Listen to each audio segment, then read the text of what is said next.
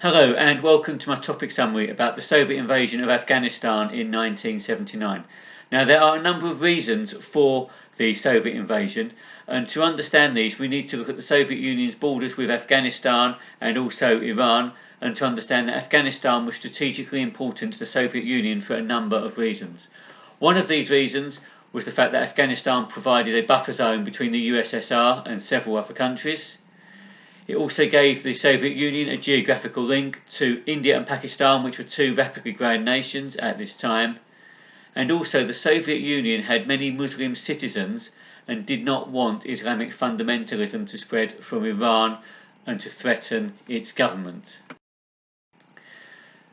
So we need to take one step further back. So in 1979 there was a revolution in Iran, and the Shah, so the ruling emperor, was replaced with a Muslim fundamentalist government, with Iran run by the Ayatollah Khomeini. This new theocratic government was very anti-West, but the Soviet Union was concerned that the religious influence on the government would undermine communism. And this was a concern because many of the Soviet republics had large Muslim populations, and so Moscow feared the spread of Muslim fundamentalism, and they believed that this could lead to revolutions and conflict with the Soviet Union. So in order to protect its interests, the Soviet Union needed or wanted to ensure that the Afghan government remained pro-Soviet. Afghanistan bordered along with Iran and also with the Soviet Union, and also divided the Muslim fundamentalist states of Iran and Pakistan. So this ultimately is why Afghanistan becomes so strategically important to the Soviet Union. So back in April 1978, so before the Iranian Revolution, a pro-Soviet government had been established in Afghanistan itself.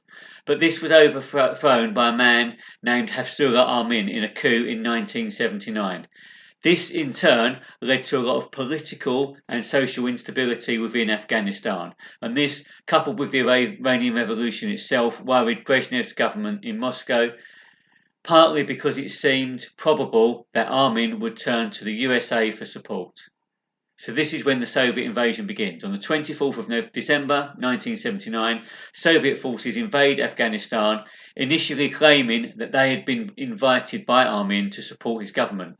But within 3 days of the invasion, Amin was assassinated, most probably by Soviet soldiers. He, in turn, was then replaced by a pro-Soviet Babrak Karmal. The Soviet Union then maintained a presence in Afghanistan for nearly 10 years in order to fight Karmal's enemies and ensure that Afghanistan remained pro-Soviet. The USA felt that this invasion was suppressing national and Islamic feelings within Afghanistan, but the Soviet Union very much felt that it needed to push Amin's government out because it had fallen out of favour with the Soviets and was failing to deal with other rebels within Afghanistan. So the USA believed that the Soviet invasion of Afghanistan was an attempt to spread communism. The president at the time, Jimmy Carter, claimed that this was the biggest threat to world peace since World War II. As a result, he then withdrew from the SALT II Treaty and increased military spending and established what became known as the Carter Doctrine in January 1980, promising to repel any threats to American interests in the Persian Gulf. So that was it really, détente was done. So in his speech, Jimmy Carter said, "Let our position be clear.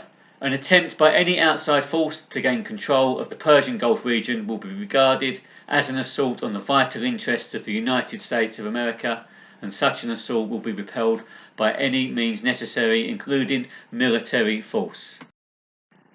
So despite this, Soviet forces remained in Afghanistan for about 10 years.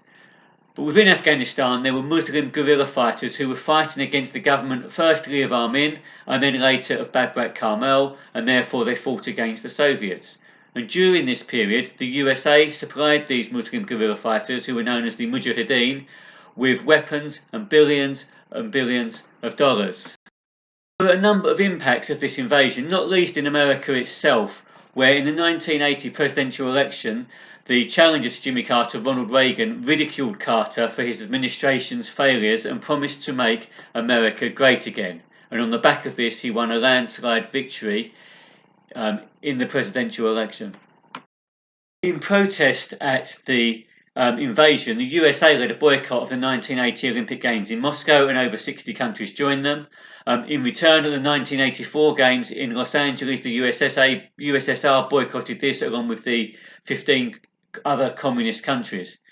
These events are seen as quite significant because the first boycott made Moscow particularly furious in 1980, and that was partly why they boycotted the Games in 1984. It's fair to say that there were a number of outcomes or consequences of the Soviet invasion of Afghanistan, not least, and perhaps most importantly, the end of détente. But it also marks the beginning of what's called the Second Cold War, which will feature in another one of my videos. There are also a number of other consequences. Obviously, the Afghan government had been replaced. The war in Afghanistan lasts for about 10 years. We see the USA supplying guerrilla fighters with money and weapons. The war itself leads to 1.5 million civilian deaths. It cost the Soviet Union in the region of $8 billion. Economically, it led to sanctions being imposed upon the Soviet Union by the USA. We see obviously the announcement of the Carter Doctrine, the Olympic boycotts of 1980 and 1984, and the abandonment, as I've said, of the SALT II agreement and détente itself.